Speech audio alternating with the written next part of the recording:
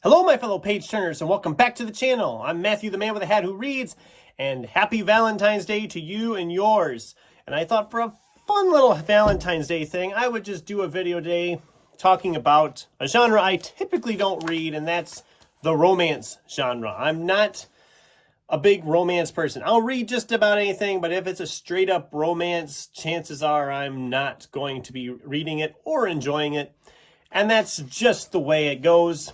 I've read plenty of books I've enjoyed, though, that do have romance as technically part of the story. And I thought, well, for the sake of Valentine's Day, let's just talk about some of them and just kind of run down a few of them. I've got 6 books here that all have some general sense of romance in the plot, or the plot has that. And only one of them is probably considered a straight up romance, and that'll be the first one we're going to talk about, and that's Graham Simpson's The Rosie Project. I really enjoy this book.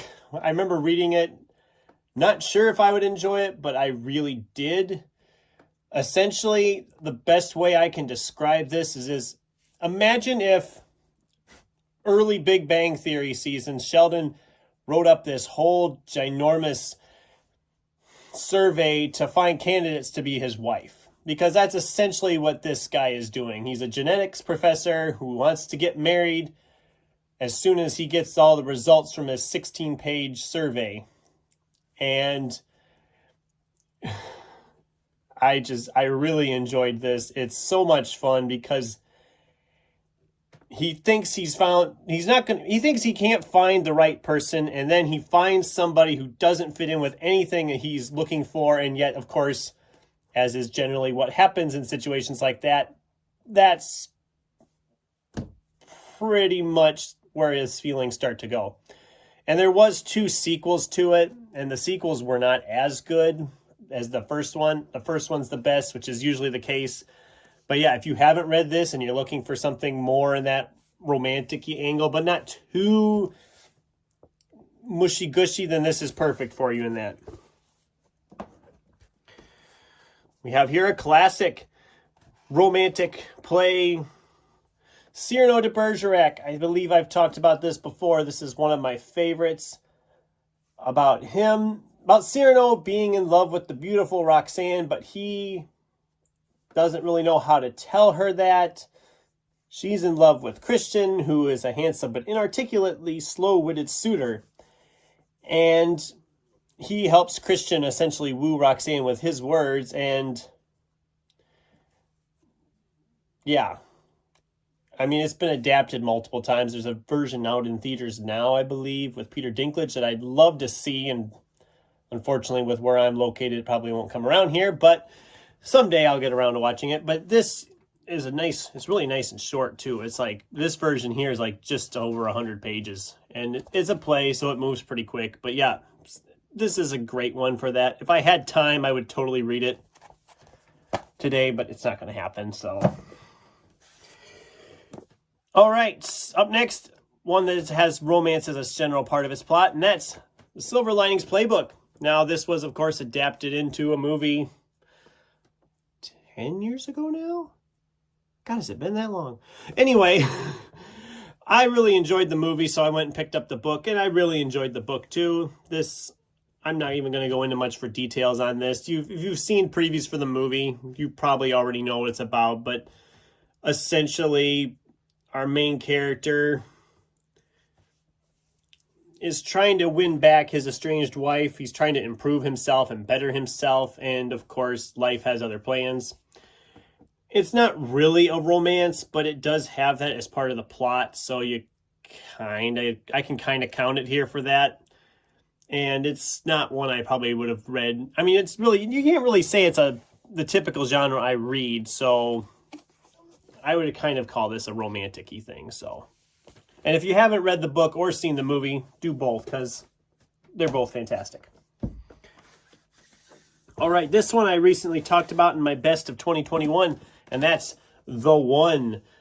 And again, this is not, at its heart, it has romance as part of the plot, but essentially they say they've come up with a way to genetically prove who your perfect partner is with a simple mouth swab, and then they take the DNA and match up to your ideal mate. And they focus mainly on 5 different characters. It goes kind of all over the place with every type of situation you could possibly get with that. And yes, there is some romantic scenes with that, but a lot of it's just like, what happens if you already thought you were married to the one for you, and then according to this genetic test, you're not with the one you're supposed to be with. And that really just, I mean, I don't want to say too much because there's so much that goes on in here and I don't want to spoil it. But if you haven't read this, pick this one up. This is fantastic. It's The One from John Mars. All right, up next we have a coming-of-age story by Jason Rekulak, The Impossible Fortress. This was one I, again, didn't know a lot about going in, but it sounded like something I might enjoy. Essentially, our character is, he does a lot with video games. He's programming video games. He's like in high school, I believe, if I remember correctly. And he, of course, falls in love with a girl. And it's like your first love type story. So it's not entirely about that, but it is kind of that at the same time. If you're a big fan of like the 1980s type stuff, like Ready Player One or whatever, you'll probably really enjoy this because there's a lot of those 80s references throughout. I mean, it's set in the 80s. It's got a lot of the 80s nostalgia going for it. And it was really well done. And he has a new book coming out this year, I believe. So I'm excited for that already because if it's anywhere near as good as this, I will really enjoy that. And finally, this last one is probably the farthest away from love that you can get, but I have to mention it because it's a book I absolutely adore, and that is John Connolly's He. Now, this is a different kind of love story, as this is more about a brotherly love or a friendship type love. And it's about Stan Laurel and Oliver Hardy. If you don't know Laurel and Hardy at all, that's what this book's about.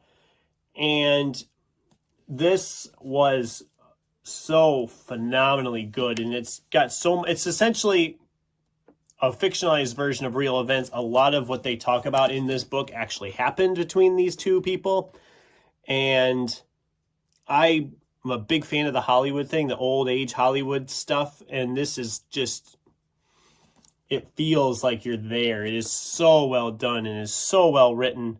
And if you're at all interested in Laurel and Hardy, then this is a must read. I just adored this book. And like I said, it's more of a